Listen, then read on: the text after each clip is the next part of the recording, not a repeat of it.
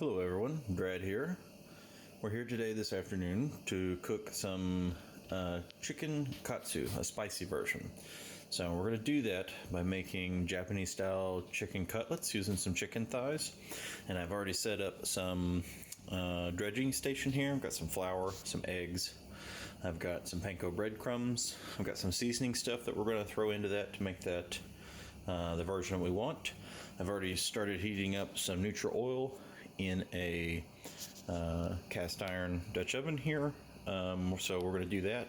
And if all goes well, I want to go and try to make my own katsu sauce. So we'll see how that goes. So let's get started. Alright, with our dredging station, first thing I'm going to do is kind of get a little seasoning mixed in this. So this is a spicy version. So I'm going to take on my egg mixture, so I've got flour, egg, and panko. So I've already kind of started to beat up 4 eggs. And to those 4 eggs, I'm going to add a little sambal, which is a chili paste.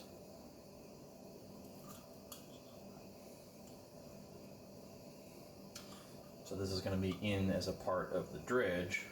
It's going to be kind of underneath. So it's going to add a tiny little bit, but gives it quite a bit of depth where the heat is, not just all on the outside, but kind of throughout, and then you can make it better dispersed that way. So I've seen, you can use sriracha, which I've got some over there for a different application later.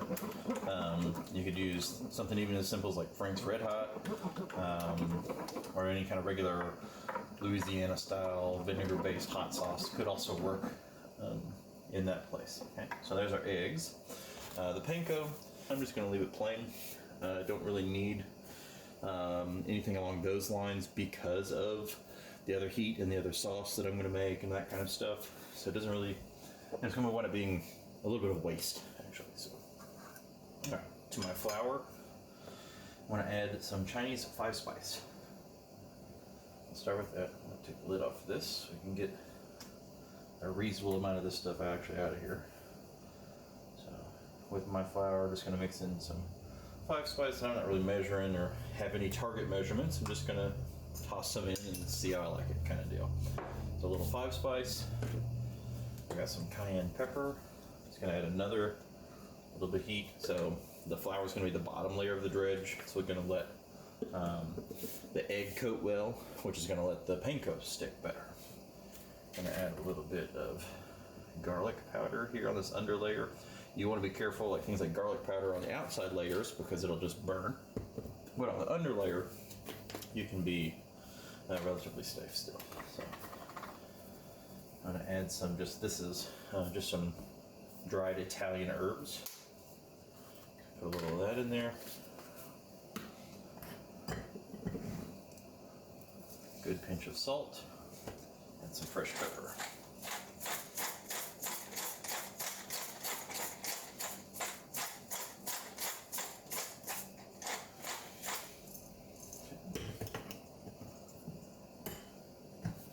All right. Mix this up.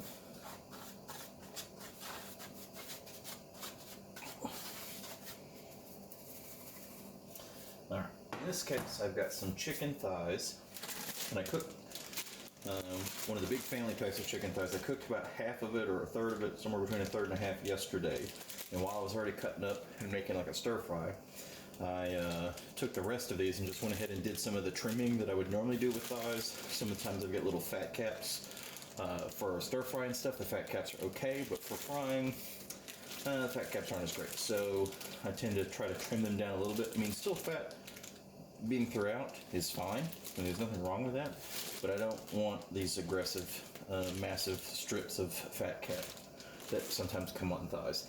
A lot of people would just use chicken breasts, and then you can pound them thin so that you get some even cooking. That's also okay. It's probably the more traditional, but this is what I got, so I'm going to use these.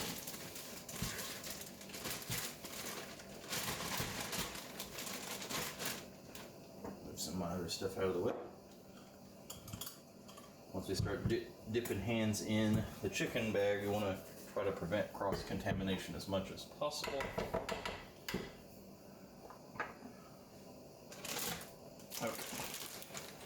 So these thighs, I want to give them a good coat. I want to try to get some flour in the nooks and crannies.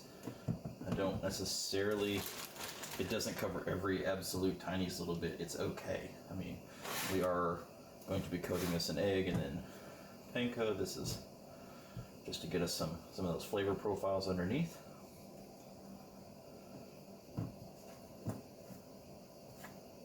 We're going to make a good bit of a mess here, and that's okay. Just expect it and get ready to clean it up when it's done. Okay. So I'm going to do a few of these all at once.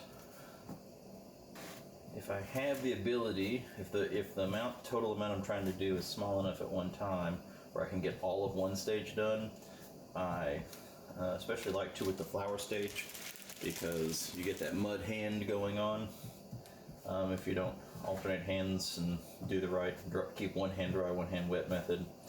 So I like to go ahead and get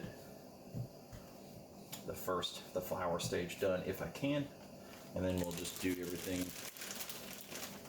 assembly line style for the rest. Okay, we are back after a little technical difficulty. We kind of lost the first batch on the recording, but that's okay. We're just going ahead and move forward. I did need to bring that fire down. The first batch did cook way too hot. So the crust got a little too dark. That's okay. Bringing the fire down.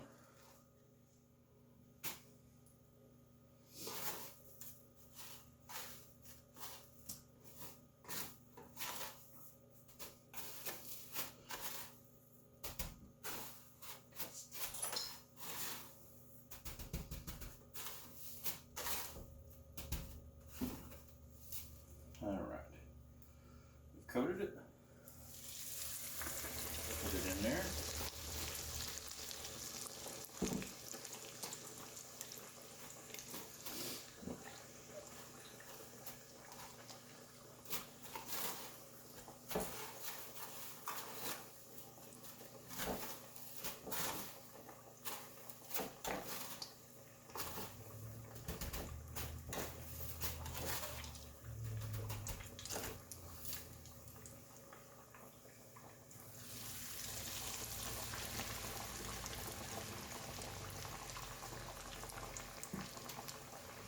Alright, so we can get a couple more of these ready.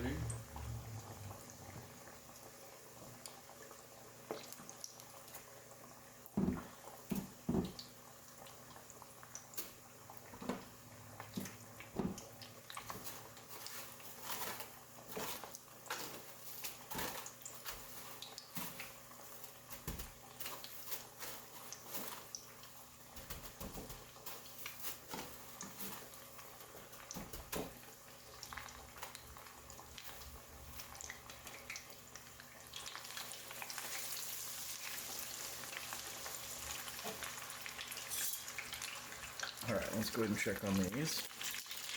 They're not just sticking together. That's looking better. It doesn't take long for these to fry up. They're not super thick.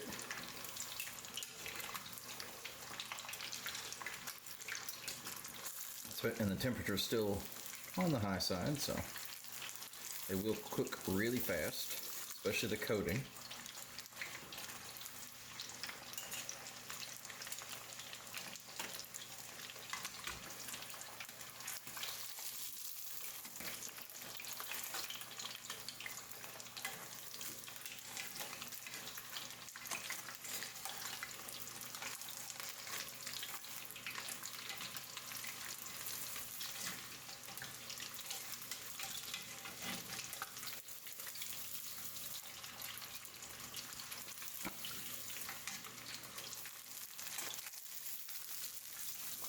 Alright, that's starting to look good.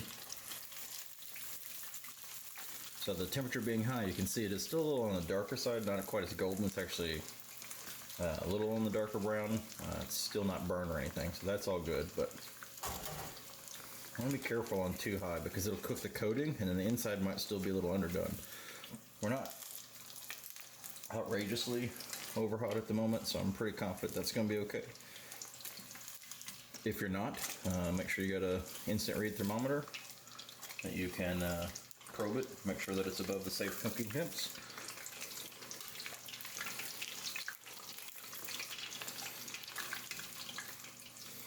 Yeah, our temps are about right now. We're right at 350 after, so I think we're probably 375, 380 before, which is just a little too hot. A little too hot.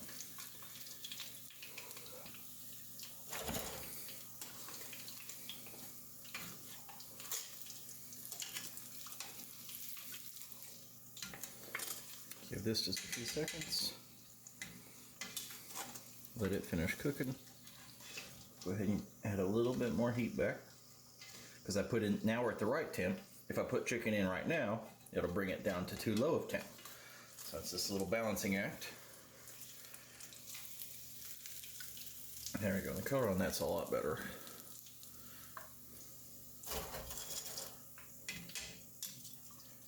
Okay, I got some crusty bits falling in the wayside. I'll go ahead and while those are still hot, just come out of the grease. Toss a little salt on for later. Okay, now let's go back and get our next batch going.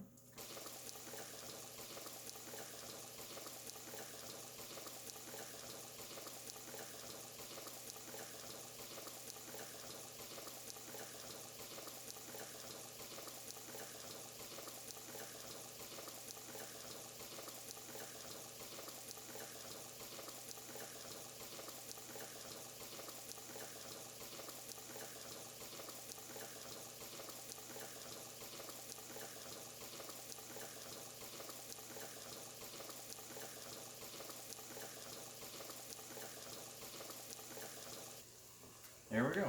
All right. I'm gonna finish cooking this up, and while we're doing that, I'm gonna clean everything up, and I'll get back. All right, I started making a little progress on the cleanup. Just in time for some of the chicken to come out of the grease.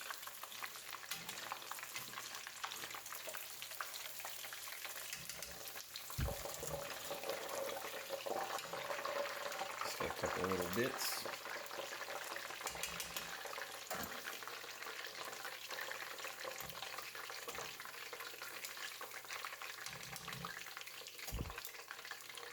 All right, kill the heat on that. Later, I'll strain out the crusty bits, and I'll save most of this oil for future applications, whether it's frying again with chicken, or whether I just use it when I'm going to use stir fry. I know I'm going to be using chicken. I'll use some of this older chicken oil that I fried chicken with to do like a chicken stir fry, stuff like that. So, all right, I'm going to pause this here, move some stuff around, and then we'll get to making our sauce. All right, the last step is to make our tonkatsu sauce. So tonkatsu sauce is basically Japanese barbecue sauce. So it has a lot of the similar elements. So I want to go ahead and get a little heat on a saucepan here. I have some ketchup, but this is not just tomato ketchup. This has been blended with roasted jalapenos. So I want to get some of this in here. So it's going to bring a little heat. It's going to bring some sweet from the ketchup and bring a tomato for our base. So it's going to be a good bit of what we want here. I'll go ahead and put about a cup. Here's the last of that particular jug. Okay. Now to that, I'm going to add some soy paste. So this is basically just soy sauce that has been condensed down to be a lot thicker. So just much thicker soy sauce.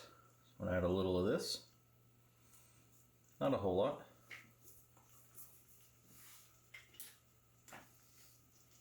I'm going to add some ground mustard. Maybe a teaspoon or so of this. A teaspoon. So I added maybe a quarter cup of that soy paste. About a teaspoon of the ground mustard.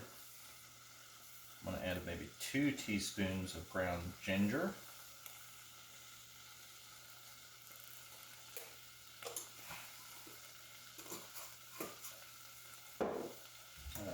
sriracha. Maybe a tablespoon of sriracha. Grab my whisk and add about equal amounts as the soy as the Worcestershire sauce. So this is Worcestershire sauce. So that's a little less than a quarter cup. A little less than a quarter cup. Go ahead and start stirring.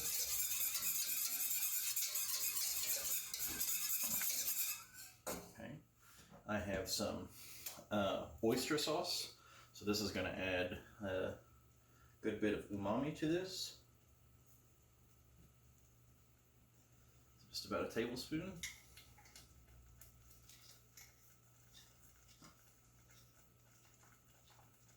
Okay, then I'm going to add a little bit of honey. So maybe a tablespoon of honey.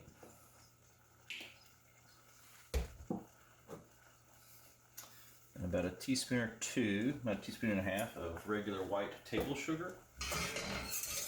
Ooh, that's a little hot.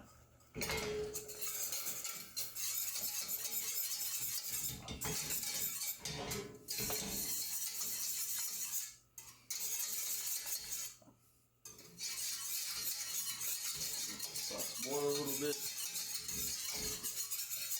It would be okay if you don't have that soy paste, or just use soy sauce, or just more Worcestershire instead. Several recipes I saw call for that. Just adding a bunch of Worcestershire sauce and ketchup with that oyster sauce. Okay. To this, I'm going to add a little bit of garlic powder.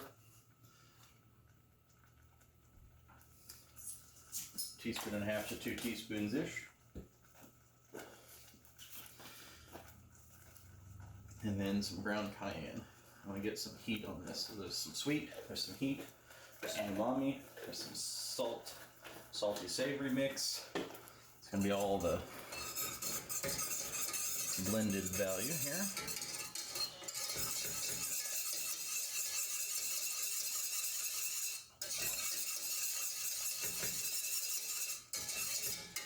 Just get it all nice and mixed. We don't have to reduce it too much because we use the soy paste and only a little bit of the Worcestershire, so there's not a lot of liquid to reduce. So we can probably just go ahead and kill the heat now. Just want it to boil a little to cook the flavors together, but also so that we could reduce the sauce if needed. I think we're gonna be okay. All right.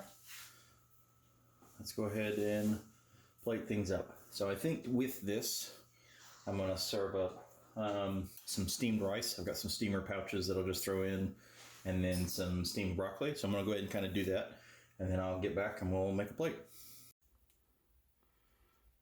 All right, we're back and ready to make a plate.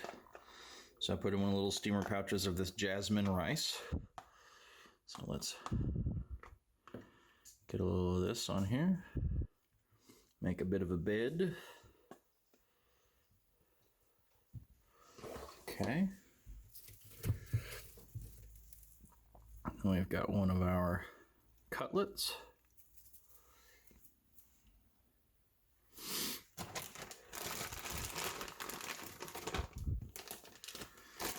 And a little bag of steamed broccoli. Let's put just a touch of salt on it. And then I had a great idea, but it was too late. So I had planned on, or I'd thought about it at least, I had just finished that little ketchup bottle. That sauce I just made, I could have put right back in that ketchup bottle and used it, but I already threw it away. So unfortunately, we'll just have to do this the hard way.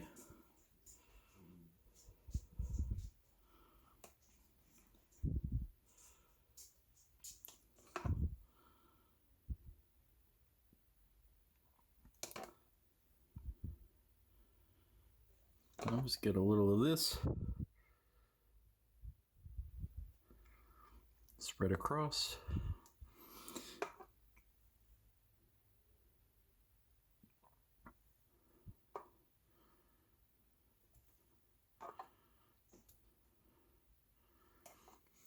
Here we go. Another hell of a meal.